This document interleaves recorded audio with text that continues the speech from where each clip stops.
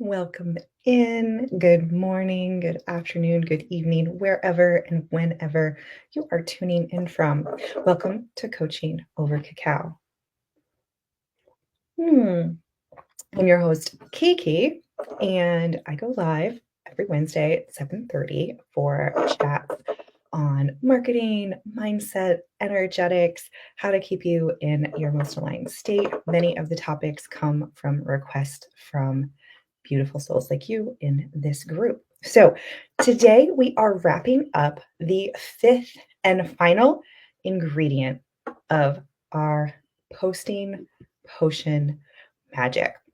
So if you've missed a week or two, no worries. All of the videos are in the guide section. So week one or ingredient one was all about hooks. Week two, we had copy. And I actually did a part one and a part two for that. So bonus, yay, love that. And let's see, week three, calls to action. Last week, we talked a bit about visuals and how to really guide your audience and make certain words stand out and pop, and how to layer in your branding, which we went into deeper than color and fonts and things like that. And to wrap things up, think of this as like the sprinkles and cherry on top. So you've told an amazing story, you've put your time and energy, your love all over this post, all over your content. You've woven in some of these things. Some may have been old, some may have been a refresher for you, some may have been a new way of thinking or looking at it. Now we want to get it in front of as many eyes as possible to magnetize them to your page so they can be in and around you more. And a tool I love to use, and it's shifted, so I did a combination here, hashtags and SEO. So hashtags, I'll use Instagram for example. You can use up to 30 hashtags on Instagram. That's kind of frowned upon. I know there are different tactics of putting some in the post and putting some in the first comment. I've used it, didn't see an increase in reach. But my clients that are actually doing the best, and from what I've seen from Instagram influencers, Brock Johnson, Millie, it's Modern Millie, some of the top influencers that are on these platforms that I love to follow, they're saying 3 to 8. Like they don't use more than 8 hashtags. So I was like, yes, love that. I don't have to stress myself out and research and go down a rabbit hole. Facebook's even easier. You can use 0 hashtags or 1 to 3. I mean, you can use as many as you want, but really like the first 3 are showing up when people search for you. And TikTok is opposite. You want actually the teeny tiny, smaller niche ones versus the large ones that you would use on Facebook and Instagram. So how do you choose your hashtags? A lot of us use our modality and things like that, or certification, years of experience. Some of us might use the problem we solve or what our clients are seeking. I shifted a while back and started using hashtags or SEO, so search engine optimization. So these are keywords that you know your client is using. So say they're up at 2 in the morning.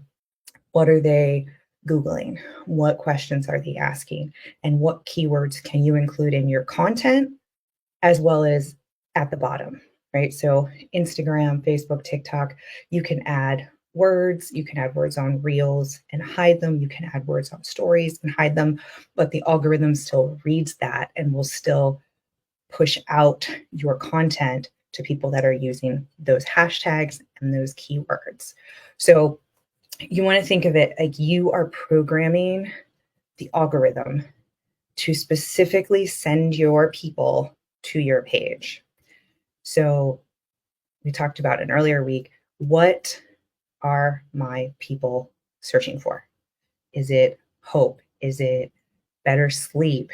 Is it a cure, not a cure, but to help them through depression? Are they going through grief? Like what is the transformation? What is the problem that you solve? And let's go back a little bit. What are some of the symptoms that your clients are experiencing? They might not know what the problem is yet. They may not have done enough digging and they may not be there yet, but they know what the symptoms feel like. I used an example, I have a headache. Oh my gosh, I have a headache. What am I Googling?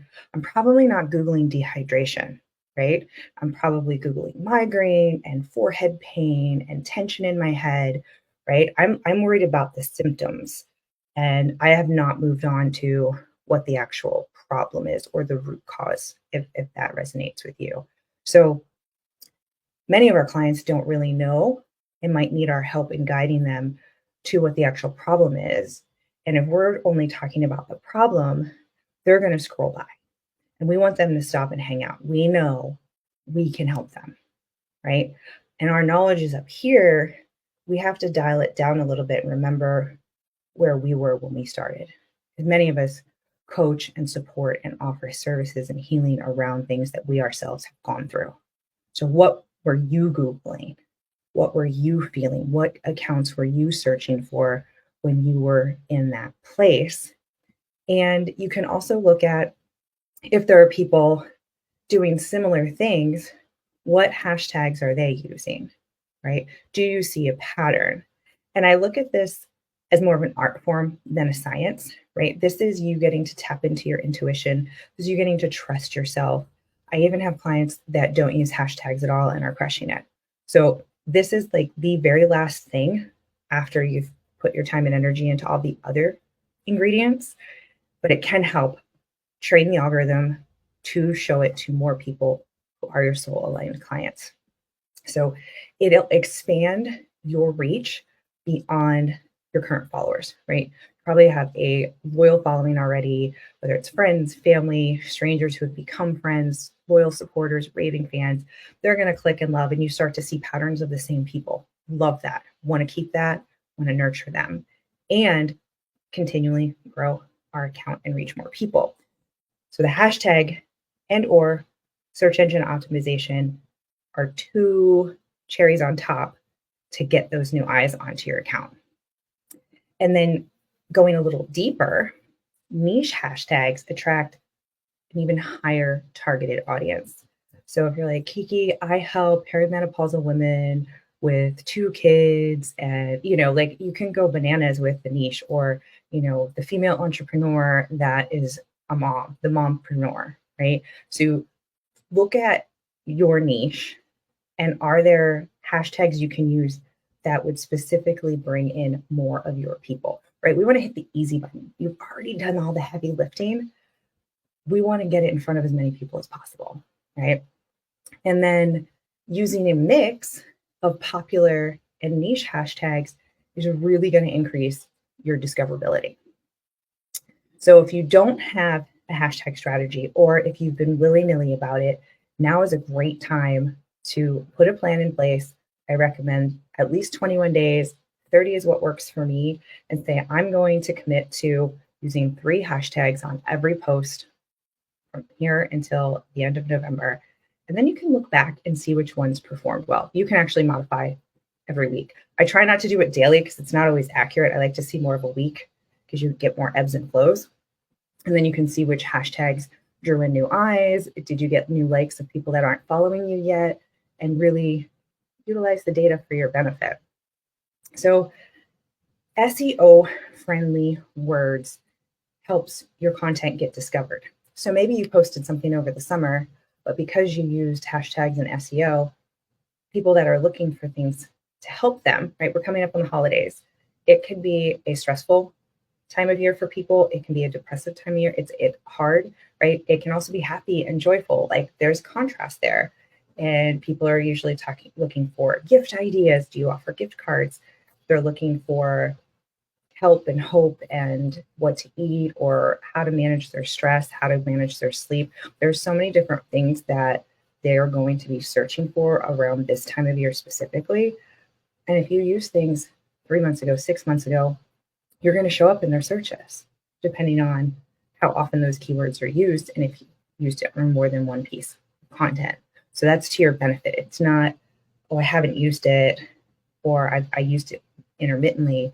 That's still good. You're still going to show up, but moving forward, the more you use it, the more new people and the more specific soul-aligned clients you will attract who want to work with you. They work on all social platforms.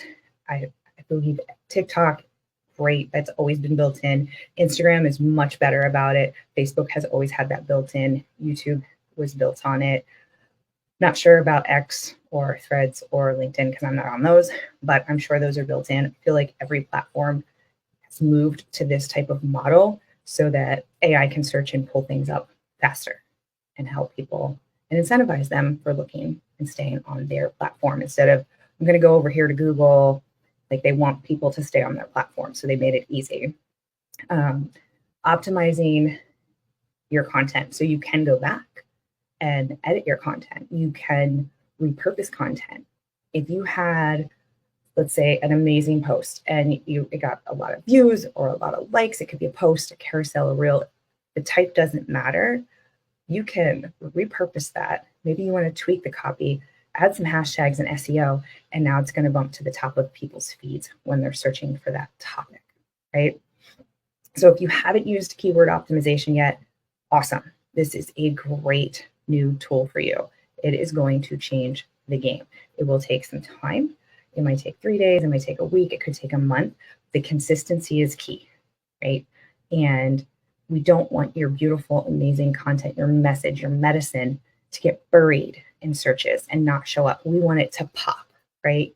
I know you pour your heart and soul into it, and I want you to be found, right? I want you to be seen. I want your light to be shown and to attract, like a lighthouse and a beacon, your people.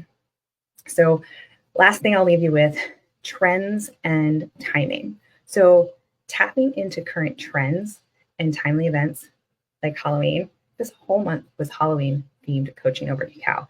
I had fun. I feel like you guys enjoyed it. So it can amplify your reach, right? It's something different. When I was in fitness, we would do different themed classes, and it always expanded our students coming in for live classes or showing up live to virtual events, right? They get to dress up, they get to wear certain colors. Sometimes we would have a battle of the colors. So what feels good to you? What is, it doesn't have to be holiday. It can be anything you want, right? I think we did pop versus hip hop or divas versus princesses. They have Disney villains. Like, there are just so many different avenues you could take this. Gods and goddesses. Like, there's so much fun you can have. Just let your hair down, let your creativity flow. There's no wrong. You're in charge. It's your account. What feel do you want it to have? What vibe do you want it to have, right? So are there current trends? I know I haven't seen any in a while, but remember when the ice bucket challenge? Thankfully, none of my friends tagged me in that. There's that one. There's the cinnamon challenge. We got to take like a spoonful of cinnamon. There's some weird, those are more challenges than trends, but trending music, you can look at the trending music and see what hashtags are being used. Use that music, use that hashtag. So now that's being popped out to a new grouping of eyes and ears. Posting at optimal times, that's going to vary by platform. And I've been paying more attention to it on Instagram, and a lot of folks like later evening. Weekends, it's been hit or miss. So check your analytics, look at your data and your insights. Facebook, Instagram, I've been using the Meta Business app, and that's been super helpful because I can look at both Facebook and Instagram at once in like a snapshot and see days and times, but I would not stress about it. Like, if posting at 5 a.m. every day and scheduling your content makes you feel good, you get it done, your people will see it when they're meant to see it, right? Setting intentions for the right people to see it and for the message to be received intentionally to the right people is a beautiful gift. And then timely content. So if there's a trend like Halloween, Samhain, you're educating, if you're doing value posts or edutainment posts, this week is going to be popping for you, right? You identify as a witch, you use the word witch in your medium, in your content, in your name, in your vernacular, use healer, whatever your verbiage is that you like to identify with, start using more of that in your hashtags and in your SEO and see what pops off, right? It is an experiment. It's meant to be fun. It's a game. So trends and themes, totally up to you. Highly, highly, highly recommend. If you don't do it or don't have a consistent strategy around hashtags and SEO, please use it and let me know what happens to your content. And my hope is you explode, you go viral, you get so many more people, and we're able to help heal more people, bring more joy and love to the world. So thank you, my dear, for tuning in. I appreciate you. I love you. Cheers. I see you and support you. And until we meet again, get out there and embrace your magic.